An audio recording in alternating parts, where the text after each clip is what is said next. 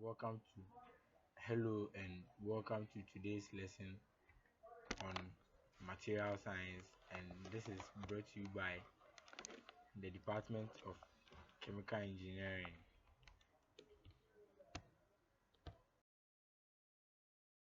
For today, we are going to talk about material science, its applications, and how it has affected the world at large. So, let's set the ball rolling from here. First of all, let's talk about the first topic under material science, which is the introduction to material science. So let's delve into that and see what it has for us.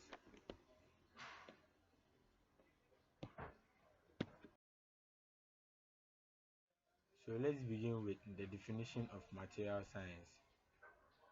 Material science is the interdisciplinary field that deals with the discovery and design of new materials, as well as the study of existing materials to understand their properties and applications.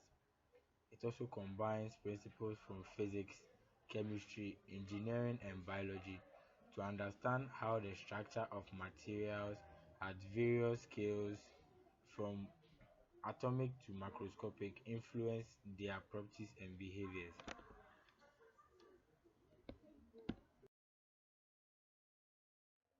So let's talk about the importance of material science in various industries. The material science is crucial in industries such as aerospace, automotive, electronics, healthcare, construction, and energy. And also, advancements in material science have enabled the development of lighter, stronger, more durable, and more functional materials that are essential for technological progress. So, the role of material science in technological advancements. So, material science has contributed to innovations like nanotechnology, biomaterials, advanced composites, and smart materials, which we are later going to talk about in some topics. These advancements have led to improvements in efficiency, performance, sustainability, and safety across diverse applications. So we talk about the next topic under this course, which is called the classification of materials. So how the materials are classified based on their properties and how they also behave. So the overview of different types of materials. So this is the overview of the types of materials, the different types of materials we have. So let's talk about metals first. Metals are good conductors of electricity and heat, typically strong and ductile. Examples of these metals include steel, aluminum, and copper, and etc. Talk about ceramics. They are inorganic compounds with strong ionic or covalent bonds known for their hardness and high melting point. Examples of these ceramics include porcelain, glass, and refractory materials. We also talk about polymers. These are large molecules composed of repeating structural units called monomers. So polymers are made from small structural units called monomers, like thousands of them. More than thousands of monomers come together to form a polymer, known for their flexibility, lightweight, and ease of processing. Examples include plastics, rubber, and nylon. Let's talk about composites. This is the combination of two or more materials with distinct properties to achieve specific performance characteristics. Examples include carbon fiber reinforced polymers and fiberglass. Talk about the properties and characteristics of each material type.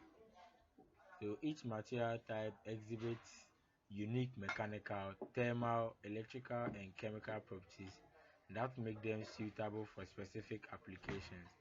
And understanding these properties helps in selecting the right material for a particular engineering or manufacturing requirements. So when you know the properties of a particular material, you know the type of job it is suitable for and what kind of work you should use that particular material for. Let's talk about the atomic structure and bonding of these materials.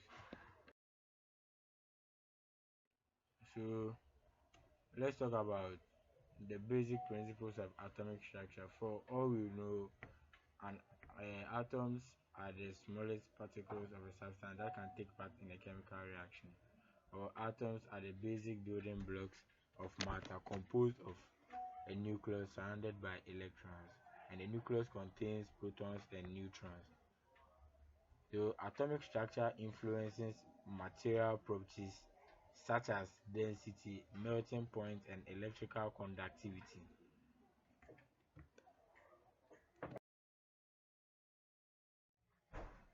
So let's talk about the types of chemical bonding in materials.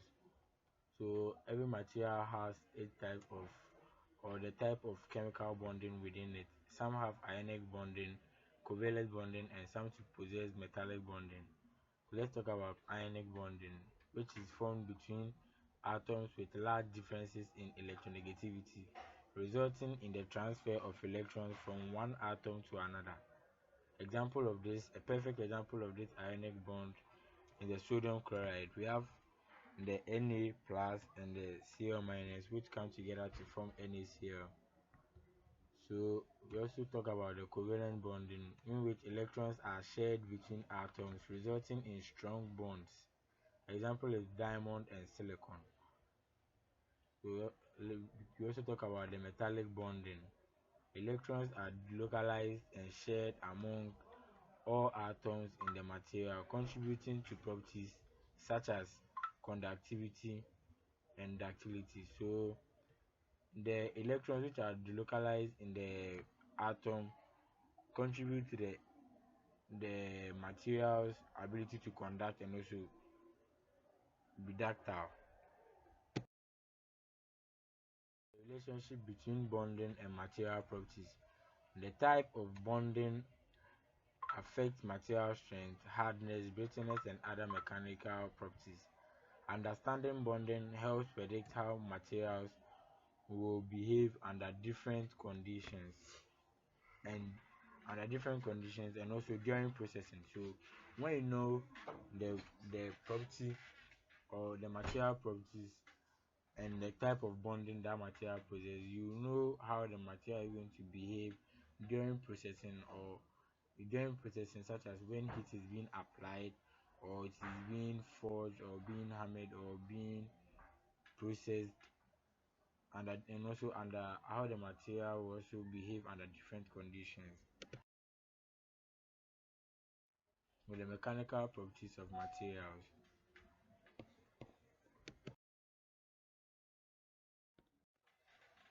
So the mechanical properties describe how a material responds to applied forces or loads. So we have the key mechanical properties, which include the strength, hardness, toughness, and elasticity. So the strength of a material basically talks about the ability of the material to withstand applied stress without failure. The hardness also talks about the resistance to deformation, scratching, or abrasion. So the resistance to deformation. So when a load is put on it for it to change, or when it's being scratched. Yeah. So let's talk about the toughness. The ability of the material to absorb energy and resist fracture. Finally, the elasticity, the ability of the material to return to its original shape after deformation. The factors influencing mechanical properties. The microstructure, that's the arrangement of atoms or molecules within the material affect its mechanical behavior. So when you check the image down there, you see how the small atoms are are arranged here. We have the lattice structure over there. So the image down there is talking about how the atoms are arranged in a particular material. We'll talk about the defects such as dislocations, void, or impurities can weaken the material. We'll talk about the testing methods. We have the tensile testing, which measures the strength and ductility of materials under tension. Also, the hardness testing, which measures the material's resistance to indentation or scratching. The impact testing also assesses a material's ability to absorb energy under sudden loading conditions. So let's move on and talk about material processing and manufacturing. Talk about how materials are being processed and into finished and semi-finished goods. So we have the overview of material processing techniques. First of all, talk about casting, which is pouring molten material into a mold to form a specific shape upon solidification. So this one deals with the pouring of a molten material such as like a very hot molten material like lava. Yeah, an example can be lava into a mold. Yeah, so the hot molten material will be poured into a mold, and because it's in a liquid form, that particular molten material is going to take the shape of the mold it's being poured into upon solidification. That's when it's hard. So the picture beside it is talking about casting, where the molten material is being poured into the mold, and that molten material is going to take the shape of the mold it's being poured into when it becomes hard or when it solidifies. So let's talk about forging. So shaping metal using compressive forces. Yeah, so the picture beside also talks about it when a hot metal or a hot material is being shaped using compressive force like hammering. So the picture over there, there's a man using a hammer and applying a force to be able to shape the hot material over there into his own required shape. So I have machining, which is removing material from a workpiece to achieve desired shape and dimensions. And this can be done using a file. Yeah, file. We have flat files which can be used to remove excess materials or remove shape to achieve the desired shape you want. The influence of processing on material properties. The processing methods can alter the microstructure, grain size, and defect density of materials, and thereby influencing their mechanical and physical properties. So, this processing method, like applying heat, applying compressive forces, can change the material's mechanical and physical processes. Also change the density of the materials and also the grain size. So heat treatment, for example, here can improve hardness and strength by controlling the material's microstructure. Types of materials and their processing methods. So steel is often cast into molds or forged to create automotive parts. So polymers are also molded or extruded into various shapes for consumer products. So material characterization techniques. To material characterization. So material characterization involves the use of various techniques to study the structure, properties, and behavior of materials at different scales, ranging from both microscopic to macroscopic. So these techniques are essential for understanding how materials will perform in different environments and under varying conditions. For analyzing materials, so microscopy. Optical microscopy uses visible light to examine the surface and internal structure of material. Electron microscopy also uses electrons or electron beams to achieve high resolution and magnification than optical microscopy. Useful, and it is also useful for studying nanoscale features. So spectroscopy. And under spectroscopy, we have the X-ray photoelectron spectroscopy, which is the XPS, which analyzes the elemental composition and chemical state of a material surface. They also talk about the UV visible spectroscopy, which measures how materials absorb or transmit light in the ultraviolet and visible regions, providing information about electronic transitions. To talk about the diffraction techniques, the X-ray diffraction and the electron diffraction. So let's first talk about the X-ray diffraction. It determines the atomic and molecular structure of crystalline materials by analyzing the scattering of X-rays, and the electron diffraction uses electron beams to analyze the crystal structures at atomic scales. For the X-ray diffraction, X-rays are passed through the material, and the atomic and molecular structure of that material is being analyzed when the X-rays pass through the material and are being scattered.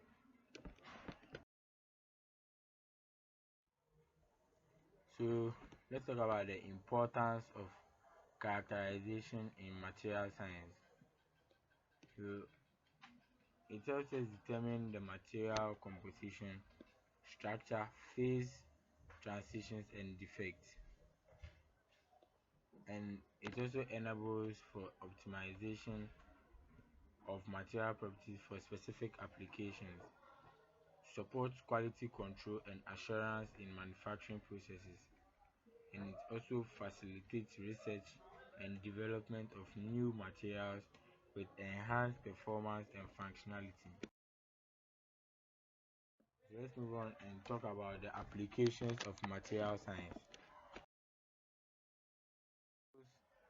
Of materials used in different applications. So first of all, we have the nanomaterials and biomaterials. So nanomaterials are used in electronics, medicine, and environmental remediation. And the biomaterials are used in medical implant, tissue engineering, and drug delivery systems due to their biocompatibility and ability to interact with biological systems. So let's talk about the advanced composites, which are used in aerospace. So example is the carbon fiber composite in aircraft, automotive example, lightweight materials for fuel efficiency and sports equipment. The impact of materials on technology and society, technology advancement and societal benefits. So for the technology advancement, we have material science has enabled the development of smaller, faster, and more efficient electronic devices, and has also improved materials have enhanced the durability and performance of infrastructure and transportation systems. And societal benefits, how material science has a very good impact on the society. So it has advances in healthcare through development of biocompatible materials for prosthetics and implants, and also it has provided sustainable solutions for energy generation and storage using novel materials. So let's talk about the future trends in material science. The materials, we have smart materials, green materials, and advanced manufacturing. So for smart materials, materials that respond to stimuli such as temperature, light, or stress, with potential application in sensors and actuators. In green materials, environmentally friendly materials that reduce carbon footprint and energy consumption in manufacturing processes. Advanced manufacturing, integration of additive manufacturing, that's 3D printing, with new materials to create complex structures with precise properties. So now we've come to a conclusion on this course. Summarize the key points we've touched on in the previous slides. Material science is a multidisciplinary field that investigates the properties, structure, and behavior of materials. The mechanical properties like strength, hardness, toughness, and elasticity are crucial for material performance. The future trends include smart materials, green materials, advanced manufacturing techniques. The atomic structure and bonding influence materials properties such as strength, conductivity, and durability. The material processing techniques such as casting, forging, and machining shape materials and impact their properties. Importance of material science in technological innovations. So advances in material science enable the development of new technologies, improve existing products, and drive innovation across industries. And also understanding materials at the atomic and molecular levels help engineers and scientists design materials with specific properties tailored for diverse applications. And there are some books we can also make references from.